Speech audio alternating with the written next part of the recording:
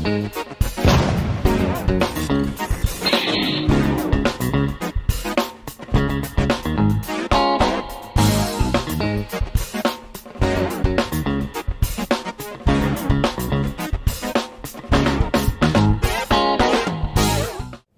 everyone, welcome back to Nat's Knackers Yard. I'll be Nat and this will be my Knackers Yard.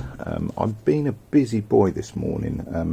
I've not done a great deal, not done any filming, for the simple reason we've had all the tree that fell down and a branch that fell off mine. We had all the tree surgeons around and making a racket. Making a racket, sounds such a twat. It was a loud job. So yeah, so I've just cracked on. What have I done? Right, first things first, I took the starter motor out, so it's the 2 bolts you can see there, and then just shifted the whole thing backwards, unplugged, that's in the box, ready to go. Taking the coils off the top, just a straight unplug and drop them in. Now I'm thinking I'm going to be most likely the way that the bolts are presented anyway, dropping onto its right and then pulling the frame over the top of the engine.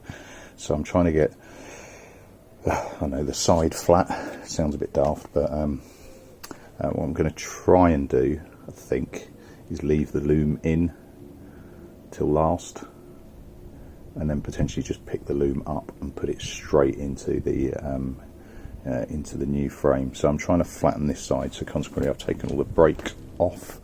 The caliper looks a bit ropey, but the pads look alright, actually. I'm quite surprised. So I've taken that off, because if I'm going to lie it down on that, I don't want to be crushing them. Where I can, I put bolts back in so I remember where they go. Not they're going to go back onto this bike, but at least I know what's falling onto where. I probably need to take the rear hanger off as well, actually. I'll do that next.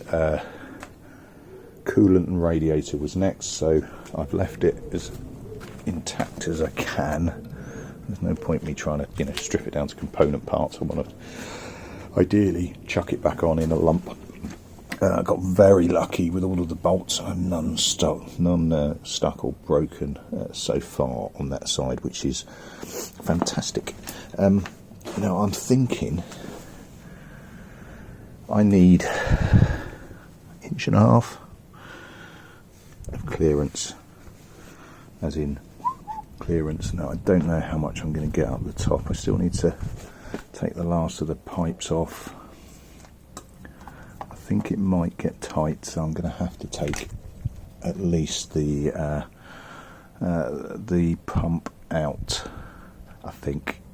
But I'll see how I get on. Next thing, I've just taken the rubber matting off. It's only there, I think, just to keep the dust and crap off the top of the engine block. So it's just plastic cuffs, and then like stoppers at the top. I'm going to take that off and just see what I need to do with the coolant piece, and then I could be fairly ready to drop the engine. I'm obviously not going to drop the engine with the swing arm on and the wheels in and the frame in and everything, but I just wanted to get it to a decent point like this, nice and stripped back, to allow me to just crack on with that. It probably means that Phoenix is going to have to move for a little while before he gets sort of buried in with bits of bike, but we shall see. On the frame itself, on the new frame, I've got the airbox in. The airbox has had a bloody good clean. The rubber housing matting has had as good a clean as I can get it, frankly. But that's tagged in, and just mentally, I don't think I'm quite going to be able to get across what a mental stage that is. It doesn't add a lot of weight to the bike, but it's such a balls out to get in and out without. What else did I do? Last night I ordered some replacement engine studs. I ordered all new. Whether or not I use all new, I don't know, but one of the main things about getting this out is going to be working out how I get the broken studs out. I think I will follow the Matt Hudson advice of just a shitload of heat, let it cool, and then give it a go before I start resorting too much to welding, etc, etc. But we'll see. Right, let me get this rubber matting out and we'll look at the rest of this coolant system. Right, I need a break. I'm going to put everything away because this is shattering. Coolant system out. I haven't taken it all apart. I've just taken apart what I think I need to snurgle it in or snurgle it out. You also see the front brake calipers up there. I've labelled which side's the high side so I don't forget because I'm crap. Yeah, it's getting stripped down. It's a stupid statement to make, isn't it? But yeah, now my question is, I think I jack it up. I don't know. Suggestions. Obviously, I need to get the wheels, swing arm, etc. off. I'm just trying to work through mentally how I do it. I think it's rear wheel, so I can suspend it, I can hang it, etc. So I can get try that again. Rear wheel and swing arm off. Drop it onto its arse. Then go for front wheel forks. I can leave all the guff on it for the moment. By guff, I mean handlebars. I've got a headstock somewhere. And I can chuck an old set of bars, those gold ones, on there for the moment, which will then give me a lot of flopping around shit. I'm better off. I think I'm better off at least stripping headlights off. Yeah, headlights off, frames off. Then I think it is rear swing arm, then front, which will leave me the frame. I'm going to have to decouple the shock to do the rear swim arm anyway, so that'll take a lump of weight off as well, which will then mean I can drop the bike on its side, on its high side, pull it out. I've had a bit of a loosen of a few of the main bolts. They're all coming fine so far, touch wood. But yeah, we're getting there. Whew, this is fucking hard work. Right, I'm going to push it away and go and do something non-bike related. That'll do me. Cheers all. Nice short one. Ta-da. And yet another slightly false ending. I'm starting to do those more and more. It's just where I think, oh, I'll knock it on the head, and then kind of come back and think, oh, actually there's a couple more bits I need to do. Plane going overhead. So I've taken the opportunity, whilst there's no car on the driveway, to remove Phoenix for the moment. He is now stashed at a friend's, just to create a little bit of space. So I've just pushed him, down the hill into a mate's garage, just to give me a bit of space for a little while, for I'd like to say a few weeks, but we'll see, or a few days, a couple of weeks. I've taken the arse end off. I know, Tango minus. Yeah, I've taken the back off, predominantly so I could get to some of the electrics more than anything else. So the ECU's now free. I haven't really thought through what I'm going to do with that or where I'm going to put it, so I'm just starting to go through that sort of shebang now, including the well, I suppose battery tray and under tray more than anything else. So you've got the battery at the top end. Now obviously I'm not going to be able to use all of that, but I should be able to use at least some. I don't quite know how much yet or how I'm going to work it out, but it's all part of the game, isn't it? Yeah, because that was secured by the two bolts that you can see in the middle there. 1, 2. Haven't really got a lot else to secure it on with. Obviously it's going to need to come up enough to get round the hoop, but enough not to get round the hoop if you follow the slight convoluted logic. It's going to require a fair bit of hacking back, but we shall see. What I may find that I do is just take it off, use the battery box and what is in essentially the protection / housing for all of the fuse box, starter solenoid, etc, etc, etc. So it just tucks all that lot away.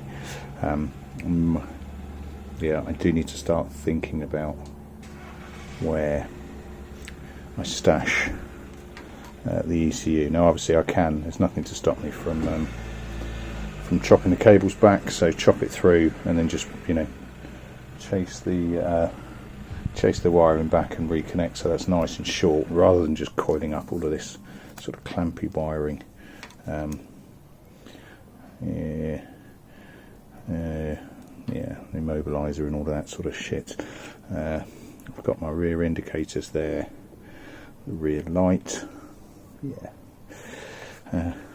nothing's undoable, but we shall see. I have kept, I think it's in the bottom of there somewhere now, I have kept the lighting strip for the back, because I quite, well, for one, it probably fill that gap quite nicely, but I can't get away with having the indicators in there as well, because that's only, you know, like 3 or 4 inches apart from each other, and that's not legal. I'll probably wire them in, but then I'm going to need something else, because that won't be enough, I'm sure. I'm sure it won't be. I have also, I don't think where I've put it, I've drilled a hole somewhere. Where's my hole? There it is. So that I can feed wiring through the frame and out, if need be. If not, it's a tiny hole. I can just chuck something over the top of it. Yeah, look at that cleanest that airbox has been in its life, I think. Yeah, we'll see how we go. I'm not quite sure on what next. Well, I'm sure on what next. I think I'm starting to work my way through how to extract that engine. Now, looking at the Haynes manual, it says it's talking about how to extract the engine, so it's unplugging elements that are hardwired in, i.e. the stator cable, chasing it through, so then it says coil it so it doesn't get caught on anything. Ditto with the side stand switch, oil cooler, bits and pieces like that. I do need to take that, I do need to take the oil filter off as well. Yeah, still loads to do. I'm kind of dipping in and out of filming because those that have YouTube channels will get it. You know, it adds a complication and it adds a time factor, and I'm just trying to crack on when I have time. But yeah, I think all of it is going to be it's thinning out the bike, so I can put some decent thought as to the staging of getting that engine out, whether, you know, wheels off and everything off first, afterwards. I honestly don't know. It is an interesting one. I honestly don't know. If I'm going to lift the frame off, I'm going to have the wheels off to start with, because it just makes it too heavy. And I don't have a crane or anything similar yet, although there's no reason why I couldn't, I suppose. Nah, we'll see. Answer on a postcard, give me some suggestions. You know, I think my current thinking is back wheel, swing arm, suspend, drop, then do the front forks, or wheel, mudguard, forks. The headset potentially, don't know. Maybe not. I might try and leave it on. That gives me something that is droppable to the side. I'll have to take off the handlebars so they're going to catch. Drop it onto its side, unbolt, lift up, leave the engine on the floor, do a bit of a dance, make myself feel good, and then start trying to clean up that engine. As far as painting, just got my foot, as far as painting, etc, etc, you know, I'm holding myself back here. I'm not holding myself back. I am going to touch up that engine rather than necessarily paint that engine, just because it would seem daft not to while I have the opportunity. I'm not restoring this bike, so I don't feel bad about the fact that I couldn't get all of this crap off, or that I put this bracket back on without stripping it and painting it, etc, etc. This isn't a bolt by bolt restoration. A future project might be, but that's not what this one is about. This one is about, can I create a funky bike? Can I create a better version of what I've done before, now that I've picked up a few more skills with bunny ears, you know, a few more skills than I did last time.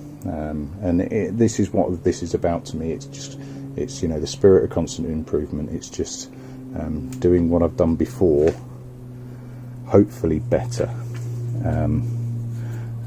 Yeah, I mean that's the plan. Right, that is the end this time. Thanks for watching, thanks for subscribing. Drop me some hints. You know, this is all about as new as it gets for me, and it's all about learning, innit?